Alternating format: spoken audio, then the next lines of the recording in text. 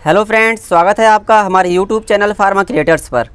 Friends, आज की video में हम देखेंगे pharmaceutical inorganic chemistry B Pharm first semester के short important questions with solution जो कि हमारे 2 मार्क्स में पूछ लिए जाते हैं। गाइस, इनके अलावा लॉन्ग इंपॉर्टेंट क्वेश्चंस होते हैं, उनकी वीडियो हमने पहले ही अपने चैनल पर अपलोड कर दी है। गाइस, अगर आपने हमारे लॉन्ग इंपॉर्टेंट क्वेश्चंस की वीडियो को नहीं देखा है तो आप उसे देख सकते हैं, जिसका लिंक वीडियो के डिस्क्रिप्शन में दे रखा है। तो चलिए गाइस, आप बात करते हैं इसके शॉर्ट इंपॉर्टेंट क्वेश्चंस की। उससे पहले गाइस, अगर आप एक फार्मेसी स्टूडेंट हैं और हमारे चैनल पर नए हैं तो प्लीज़ हमारे चैनल को सब्सक्राइब कीजिए और साथ ही में बेल आइकन को प्रेस कर लीजिए, जिससे कि आप कोई भी अपडेट मिस ना कर पाएँ। तो चलिए गाइस, आप बात करते हैं इसके फर्स्ट क्वेश्चन की। गाइस, यहाँ पे हमने टोटल 20 क्वेश्चन मेंशन करे हैं, जो कि हमारे एग्जाम पर्पज़ से काफ़ी इंपॉर्टेंट होने वाले हैं। यहाँ पे हमारा फर्स्ट क्वेश्चन है, what is the principle of limit test of chloride. Chloride के लिमिट टेस्ट का क्या प्रिंसिपल होता है, ये हमसे पूछ लिया जाता है 2 मार्क्स में। तो चलिए देख लेते हैं क्या प्रिंसिपल होता है इसका। Limit test of chloride is based on the reaction of soluble chloride. जो हमारा लिमिट टेस्ट ऑफ क्लोराइड है, ये हमारा सोलुबल क्लोराइड की रिएक्शन पे बेस होता है with silver nitrate in the presence of dilute nitric acid. जो क्या करता है, हमारा सिल्वर नाइट्रेट के साथ में रिएक्शन करता है in the presence of dilute nitric acid and to form a silver chloride. ये हमारा क्या करता है, जो हमारा सोलुबल क्लोराइड है, ये हमारा सिल्वर नाइट्रेट के साथ में रिएक्शन करता है in the presence of dilute nitric acid and क्या करता है, AgCl की फॉर्मेशन करता है सिल्वर क्लोराइड की, जो कि हमारा PPT के फॉर्म में सॉल्यूशन के अंदर प्रेजेंट होता है, जो हमारा एक सॉलिड पार्टिकल के तरह सॉल्यूशन के अंदर अपीयर होता है या दिखता है। तो गाइस, इस तरह से क्या होता है, सॉल्यूशन के अंदर टर्बिडिटी दिखती है। अगर गाइस ये टर्बिडिटी हमारे स्टैंडर्ड सॉल्यूशन के साथ जब हम कंपैरिजन करते हैं तब उससे कम होती है, तब तो हमारा टेस्ट पास हो जाता है। अगर हमारी जो टर्बिडिटी या जो भी हमारी इम्प्योरिटी है स्टैंडर्ड सॉल्यूशन से ज़्यादा होती है तो हमारा टेस्ट सॉल्यूशन होता है वो क्या होता है, फेल हो जाता है। तो इस तरह से हम सारे जो लिमिट टेस्ट होते हैं उन्हें परफॉर्म करते हैं। चलिए गाइस, इसके बाद बात करते हैं नेक्स्ट क्वेश्चन की। जो हमारा नेक्स्ट क्वेश्चन है, what is pharmacopoeia, enlist the pharmacopoeia. Guys, यहाँ पे हमने बताना कि फार्माकोपिया क्या होती है, और गाइस जो भी हमारी फार्माकोपिया हैं डिफरेंट कंट्रीज़ की, उन फार्माकोपियाज़ को भी हमने मेंशन करना है या इनलिस्ट करना है। तो चलिए गाइस, देखते हैं यहाँ पे कौन कौन सी फार्माकोपियाज़ हैं हमारे पास। यहाँ पे हमारी है इंडियन फार्माकोपिया, जिसे हम जनरली बोलते हैं IP, United state pharmacopoeia USP, और BP जो हमारी ब्रिटिश फार्माकोपिया है। चलिए गाइस, देख लेते हैं अब फार्माकोपिया होती क्या है, तो इसे देख लेते हैं क्या होती है। तो गाइस, जो हमारा फार्माकोपिया वर्ड है वो हमारा 2 शब्दों से मिलके बना है। एक हमारा है फार्माकोन, दूसरा हमारा पोइया। ठीक है, तो जो फार्माकोन है उसका मतलब हमारा होता है ड्रग एंड पोइया का मीन्स होता है टू मेक। अगर आसान भाषा में इसकी डेफिनेशन को देखा जाए तो होगी how to make a drug, means जो हम ड्रग बनाते हैं वो कैसे बनाते हैं। तो चलिए इसकी डेफिनेशन को देख लेते हैं। Pharmacopoeia is a book containing standard for drug and other related substance regarding with their source description test formula for preparing the drug. ये क्या होती है, एक स्टैंडर्ड बुक होती है जिसके अंदर सारे स्टैंडर्ड कंटेन होते हैं फॉर एनी ड्रग, जो भी हमारी ड्रग है, एंड अदर रिलेटेड सब्सटेंस, जो भी ड्रग से रिलेटेड या मेडिसिन से रिलेटेड जो भी सब्सटेंस हैं, रिगार्डिंग विद देयर सोर्स, उनके सोर्स के बारे में, उनके डिस्क्रिप्शन के बारे में, उनके टेस्ट फार्मूला के बारे में, सारी इन्फॉर्मेशन जो होती है वो हमारी उस बुक के अंदर होती है। किसी पर्टिकुलर ड्रग के बारे में या उनसे रिलेटेड जो भी सब्सटेंस है उनके बारे में सारी इन्फॉर्मेशन इस फार्माकोपिया के अंदर मेंशन होती है। तो गाइज, इसके अंदर सारा कुछ मेंशन होता है कि किस तरह से हमने मेडिसिन को बनाना होता है। तो चलिए गाइज, इसके बाद बात करते हैं नेक्स्ट क्वेश्चन की। जो हमारा नेक्स्ट क्वेश्चन है, what is the importance of limit test. तो चलिए गाइज, सबसे पहले समझ लेते हैं कि लिमिट टेस्ट क्या होता है। Limit test is the quantitative और semi quantitative test which is design to identify and control the small quantity of impurity which is likely to be present in the substance. Guys, जो हमारा limit test होता है ये हमारा एक quantitative और semi quantitative test होता है, जो कि हमारा परफॉर्म किया जाता है या डिज़ाइन किया जाता है टू आइडेंटिफाई, मीन्स उसे आइडेंटिफाई करने के लिए एंड कंट्रोल करने के लिए जो भी हमारी small quantities of impurity present हैं हमारे सॉल्यूशन के अंदर या हमारे सब्सटेंस के अंदर, उनको फाइंड आउट करने के लिए या उसको कंट्रोल करने के लिए हमारा लिमिट टेस्ट परफॉर्म किया जाता है। तो चलिए गाइज, इसकी इंपॉर्टेंस को देख लेते हैं, क्या इसकी इंपॉर्टेंस है। तो it is carried out to find out, ये हमारा कैरिड आउट किया जाता है टू फाइंड आउट करने के लिए हार्मफुल अमाउंट ऑफ इम्प्योरिटी, जो भी हमारी हार्मफुल अमाउंट इम्प्योरिटी की है जो हमारे सॉल्यूशन के अंदर प्रेजेंट है उसको फाइंड आउट करने के लिए, and avoidable amount of impurity, ऐसी अमाउंट ऑफ इम्प्योरिटी जो हमारी अवॉइड की जा सकती है उसको फाइंड आउट करने के लिए भी हमारा ये लिमिट टेस्ट यूज होता है। चलिए गाइज, इसके बाद बात करते हैं नेक्स्ट क्वेश्चन की। जो हमारा नेक्स्ट क्वेश्चन है, question number 4, name the apparatus use in the limit test of arsenic. यहाँ पे हमने अपैरेटस के बारे में बताना है जो हमारे लिमिट टेस्ट ऑफ आर्सेनिक में यूज होता है। तो चलिए गाइस, देख लेते हैं कौन सा अपैरेटस है। Gutzeit apparatus is used in the limit test of arsenic. जो गटजेट अपैरेटस है वो हमारा लिमिट टेस्ट ऑफ आर्सेनिक में यूज होता है। चलिए गाइस, इसके बाद बात करते हैं नेक्स्ट क्वेश्चन की। जो हमारा नेक्स्ट क्वेश्चन है, discuss the limitation of Arrhenius theory. Guys यहाँ पे हमने जो भी अरेनियस की थ्योरी थी उसकी लिमिटेशंस के बारे में डिस्कस करना है। तो चलिए देख लेते हैं क्या थी। तो सबसे पहले गाइस इसकी थ्योरी को देख लेते हैं। जो गाइस अरेनियस थे, जो हमारे साइंटिस्ट थे, इन्हें एक थ्योरी दी थी। इन्होंने बताया था कि जब भी कोई भी कंपाउंड हमारा एक्वस सॉल्यूशन में डिजोल्व होने के बाद में H+ आयन दे वो हमारा एसिड होगा, और जो OH- आयन दे वो हमारा बेस होगा। तो ये इसकी जो अरेनियस था इनकी थ्योरी थी। अब इनकी थ्योरी कहाँ फेल हो गई थी, क्या इनका लिमिटेशंस थे, उसे देख लेते हैं। तो उन्हीं लिमिटेशंस के बारे में हमने डिस्कस करना है। तो गाइस देख लेते हैं क्या है इसके लिमिटेशन। ऐसे कंपाउंड जो हमारे एक्वस सॉल्यूशन में डिजोल्व होने के बाद में H+ आयन दे उन्हें हम एसिड कहेंगे, और जो हमारे एक्वस सॉल्यूशन में डिजोल्व होने के बाद में OH- आयन दे उन्हें हम बेस कहेंगे। बट इन्होंने ये नहीं बता पाए थे and not applicable in the gaseous and non aqueous solution. ये नॉन एक्वस मीडियम और गैसियस मीडियम के बारे में नहीं बता पाए थे। तो यहाँ पे इनकी थ्योरी है फेल हो गई थी एसिड और बेस की। इसके बाद में गाइस बात करते हैं नेक्स्ट क्वेश्चन की। हमारा नेक्स्ट क्वेश्चन है state ideal properties of buffer solution. Guys यहाँ पे हमने आइडियल प्रॉपर्टीज़ के बारे में बताना, जो भी हमारी बफर सॉल्यूशन की आइडियल प्रॉपर्टीज़ होती हैं। तो गाइस बफर सॉल्यूशन ऐसे सॉल्यूशन होते हैं जिसमें हम अगर स्मॉल अमाउंट ऑफ एसिड जोड़ें तो उसके पीएच पे कोई चेंज ना पड़े, अगर बेस जोड़ें तो भी उसके पीएच पे कोई चेंज ना पड़े। तो चलिए देख लेते हैं क्या होती हैं इसकी ideal properties. Ideal properties of buffer solution are it has a definite pH, means इसके पास में क्या होता है, डेफिनेट पीएच होता है, मतलब इसका पीएच चेंज नहीं होता है। नेक्स्ट है it's pH does not change on standing for a long period of time. जो बफर सॉल्यूशन होते हैं अगर हम इनको लंबे समय तक रखे रहें तो भी इनके पीएच में कोई चेंज देखने को नहीं मिलता है। PH does not change on dilution, dilution करने के बाद भी जो पीएच होता है बफर सॉल्यूशन का वो चेंज नहीं होता है। नेक्स्ट है guys pH is slightly change by addition of small quantity of acid और बेस। इसका जो पीएच होता है बफर सॉल्यूशन का वो स्लाइटली चेंज होता है अगर इसमें हम स्मॉल क्वांटिटी ऑफ एसिड और बेस इसमें ऐड करते हैं, तो इसका जो पीएच है वो स्लाइटली चेंज होता है। तो गाइस ये सारी आइडियल प्रॉपर्टीज़ हैं हमारी बफर सॉल्यूशन की। आई होप आपको समझ आ गई होंगी। इसके बाद गाइस बात करते हैं नेक्स्ट क्वेश्चन की। जो हमारा नेक्स्ट क्वेश्चन है question number 7, give composition of ORS solution. Guys यहाँ पे हमने जो ORS सॉल्यूशन होता है उसके कंपोजिशन के बारे में बताना है। गाइस जो हमारा ORS सॉल्यूशन होता है उसे हम बोलते हैं ओरल रिहाइड्रेशन सॉल्यूशन। ये हमारा यूज होता है डिहाइड्रेशन के केस में। ऐसे केस में जब हमारी बॉडी के अंदर से वाटर की कमी हो जाए या जो भी हमारे इलेक्ट्रोलाइट्स हैं बॉडी के अंदर वो हमारे रिमूव आउट हो जाएं, तो उससे क्या होता है हमारी बॉडी के अंदर इलेक्ट्रोलाइट्स की कमी हो जाती है। तो उन इलेक्ट्रोलाइट्स की पूर्ति करने के लिए हमें ORS सॉल्यूशन लेना पड़ता है। ORS सॉल्यूशन के पास में हमारे सारे कंपोनेंट होते हैं जो हमारी बॉडी के अंदर इलेक्ट्रोलाइट्स की कमी को पूरा करते हैं। तो देख लेते हैं क्या क्या होता है इसके अंदर। कंपोजिशन ऑफ ORS, इसमें हमारा क्या होता है, सोडियम क्लोराइड होता है 3.5 ग्राम पर लीटर, ट्राइसोडियम सिट्रेट डिहाइड्रेट होता है 2.9 ग्राम, पोटेशियम क्लोराइड होता है हमारा 1.5 ग्राम, एंड ग्लूकोज एनहाइड्रस होता है 20 ग्राम। गाइस ये सारी वैल्यूज़ दे रखी हैं ग्राम पर लीटर मीन्स इसका मतलब ये है ये सारी वैल्यू हमारी 1 लीटर ORS सॉल्यूशन में प्रेजेंट होती है। चलिए गाइस इसके बाद बात करते हैं नेक्स्ट क्वेश्चन की। हमारा नेक्स्ट क्वेश्चन है right methods for measurement of isotonicity. Guys यहाँ पे हमने मेथड्स के बारे में बताने हैं कि कौन कौन से मेथड्स हमारे यूज होते हैं for the measurement of isotonicity. तो देख लेते हैं कौन कौन से मेथड हमारे यूज होते हैं। ठीक है, टोनिसिटी को मेजरमेंट करने के लिए हमारे पास 2 मेथड हैं। एक हमारा पास है ह्यूमोलाइटिक मेथड और दूसरा हमारा क्रायोस्कोपिक मेथड।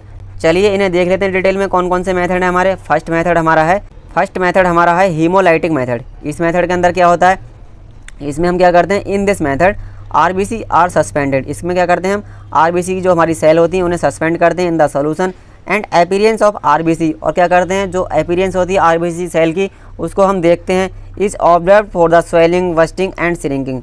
हम क्या करते हैं इसके अंदर जो सॉल्यूशन हमारा होता है ह्यूमोलाइटिक मेथड के अंदर क्या करते हैं हम जो हमारा सॉल्यूशन होता है उस सॉल्यूशन के अंदर हम RBC को प्लेस कर देते हैं या सस्पेंडेड कर देते हैं।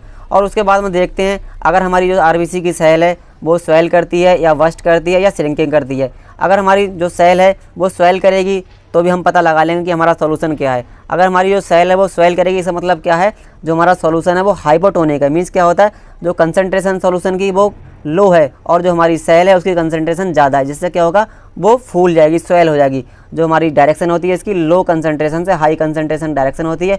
तो जो हमारे सॉल्यूशन के पार्टिकल होंगे वो हमारे सॉल्यूशन से निकल के उसकी सेमी परमिएबल मेम्ब्रेन को पास करके उसके जो RBC की सेल है उसके अंदर चले जाएंगे। तो इस तरह से हम बता सकते हैं कि हमारा सॉल्यूशन वो हाइपोटोनिक है या हाइपरटोनिक है।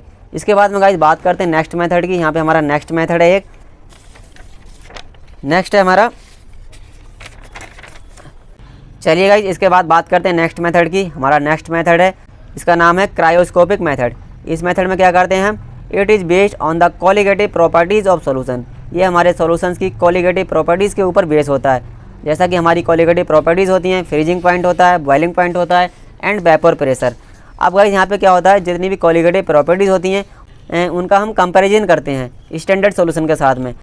एक हम टेस्ट सॉल्यूशन लेते हैं, एक हम स्टैंडर्ड सॉल्यूशन लेते हैं, जिसमें हमारा क्या है 0.9% weight by volume of NaCl। इस स्टैंडर्ड सॉल्यूशन से हम उस सॉल्यूशन की जो भी हमारी कोलिगेटिव प्रॉपर्टीज़ हैं उनको कंपेयर करते हैं। तो इस तरह से हम सॉल्यूशन की टोनिसिटी का पता लगा लेते हैं। इसके बाद में गाइस बात करते हैं नेक्स्ट क्वेश्चन की। हमारा नेक्स्ट क्वेश्चन है what are the isotonic solutions and isoosmotic solution. Isotonic solution क्या होते हैं और आइसोऑस्मोटिक सॉल्यूशंस क्या होते हैं? ऐसे सॉल्यूशन जिनकी कंसंट्रेशन सेम हो और सेम प्रेशर को एग्जर्ट करें, जो कि हमारा 0.9 वेट बाई वॉल्यूम जो हमारा सॉल्यूशन होता है वो एग्जर्ट करता है। इसके बराबर अगर ऑस्मोटिक प्रेशर को एग्जर्ट करते हैं और इसके बराबर हमारी कंसंट्रेशन है सॉल्यूशन की, तो उस सॉल्यूशन को हम आइसोटोनिक सॉल्यूशन बोलते हैं। इसके बाद में गाइस देखते हैं नेक्स्ट हमारा क्या है आइसोऑस्मोटिक सॉल्यूशन। ये क्या होते हैं? Having the same osmotic pressure. ऐसे सॉल्यूशन जिनके पास में सेम ऑस्मोटिक प्रेशर हो एज ब्लड, जैसा कि ब्लड के पास में हमारा होता है। इसमें क्या है हमारा नॉर्मल सेलाइन, ये हमारा एक एग्जाम्पल है आइसोऑस्मोटिक सॉल्यूशन का, और दूसरा हमारा है D5W। ठीक है, ये हमारे एग्जाम्पल हैं आइसोऑस्मोटिक सॉल्यूशन के। चलिए गाइस इसके बाद बात करते हैं नेक्स्ट क्वेश्चन की, जो हमारा नेक्स्ट क्वेश्चन है क्वेश्चन नंबर 10। यहाँ पे हमसे पूछता है classify the anti microbial agents. यहाँ पे हमने एंटी माइक्रोबियल एजेंट्स को क्लासीफाई करना है। चलिए देखते हैं कौन कौन से हमारे एंटी माइक्रोबियल एजेंट्स होते हैं। यहाँ पे हमारा फर्स्ट है एंटीबायोटिक्स, दूसरा हमारा antibacterial, antiviral, anti parasitic and anti fungal. ये सारे हमारे एंटी माइक्रोबियल एजेंट्स होते हैं जो हमारे माइक्रोब्स को किल करने के लिए या उनकी ग्रोथ को रोकने के लिए यूज होते हैं। चलिए गाइस इसके बाद बात करते हैं नेक्स्ट क्वेश्चन की। हमारा नेक्स्ट है व्हाट इज एक्लोरहाइड्रिया। एक्लोरहाइड्रिया क्या होती है? चलिए इसे देख लेते हैं। It is the condition in which the stomach does not produce hydrochloric acid. इसमें क्या होता है, ये एक ऐसी कंडीशन होती है जिसके अंदर हमारा जो स्टमक है वो HCl की प्रोडक्शन को रोक देता है, मतलब हमारी HCl की प्रोडक्शन को नहीं कर पाता है, जो कि हमारा one of the most component of gastric acid, जो कि हमारा एक मोस्ट इंपॉर्टेंट कंपोनेंट है गैस्ट्रिक एसिड का।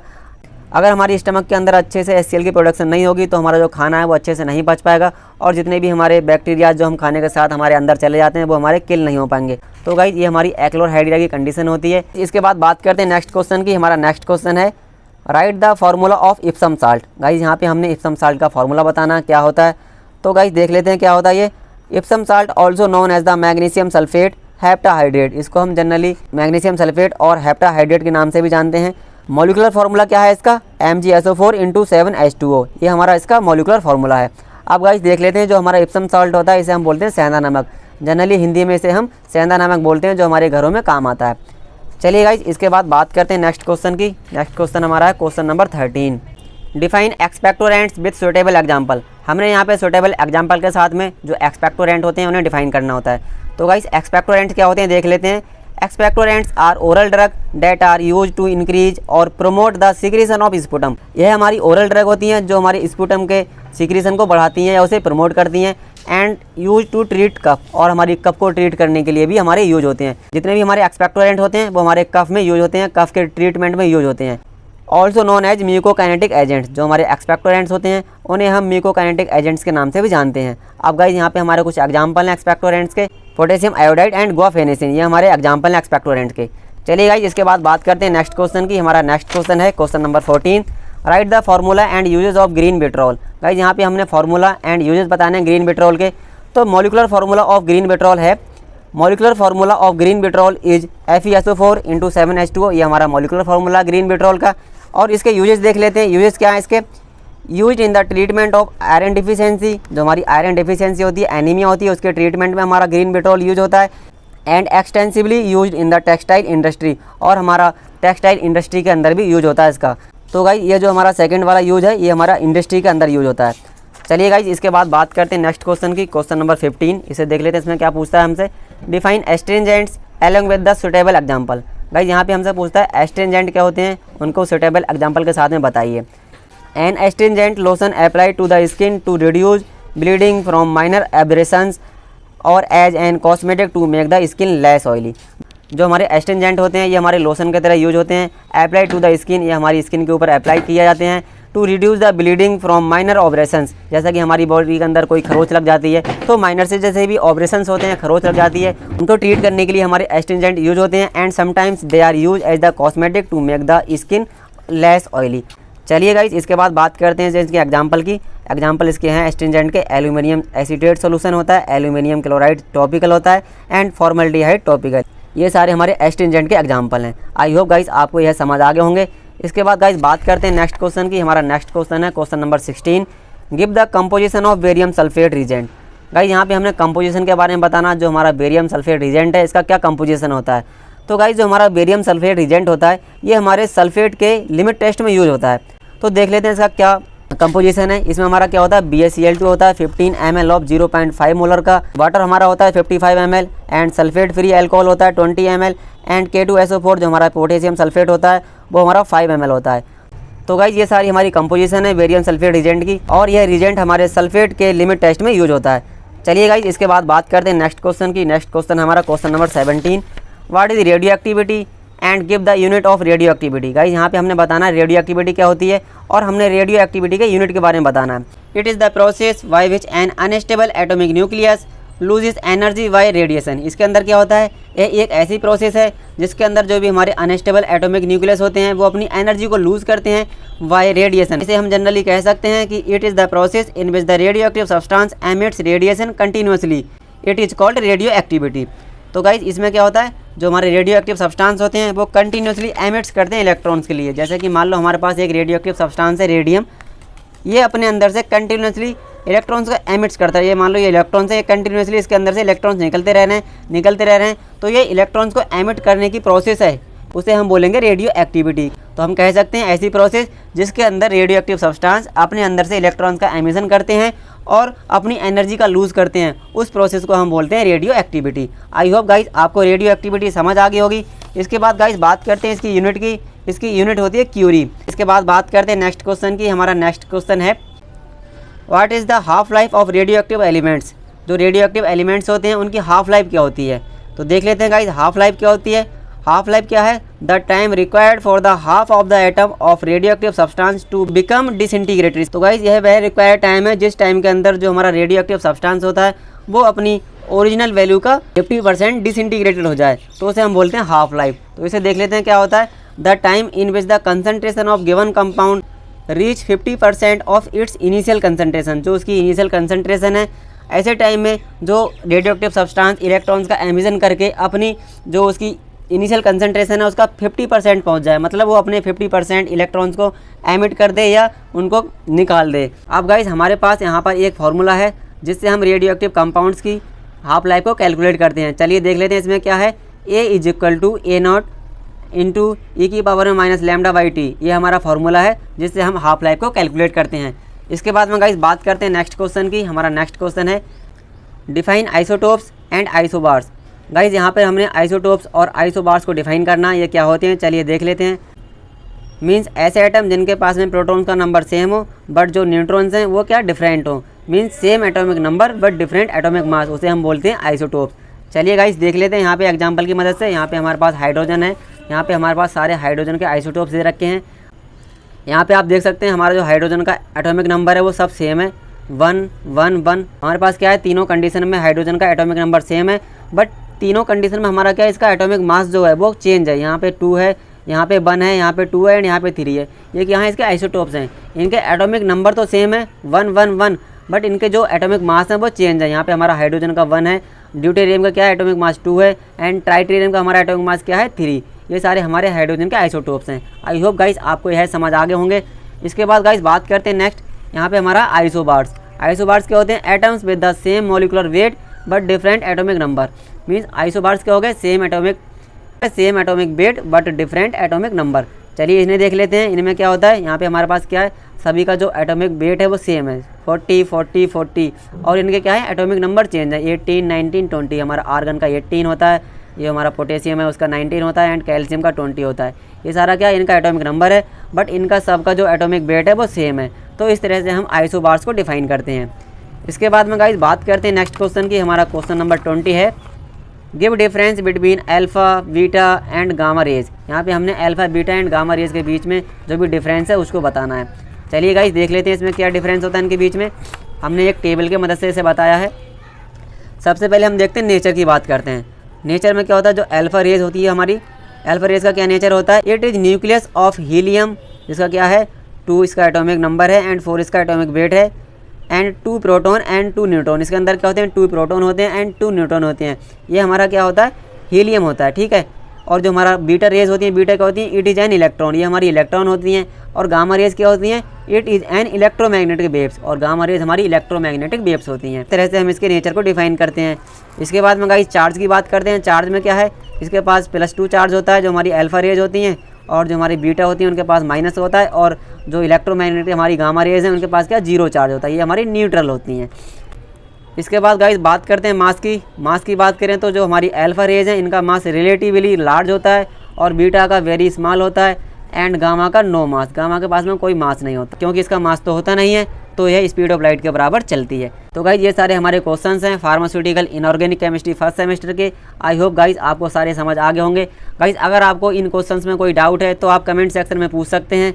चलिए गाइज आज की वीडियो में यहीं तक, मिलते हैं नेक्स्ट वीडियो में। गाइज अगर आपको हमारी वीडियो अच्छी लगी हो तो प्लीज़ वीडियो को लाइक कीजिए, शेयर कीजिए और हमारे चैनल को सब्सक्राइब कीजिए। Thank you.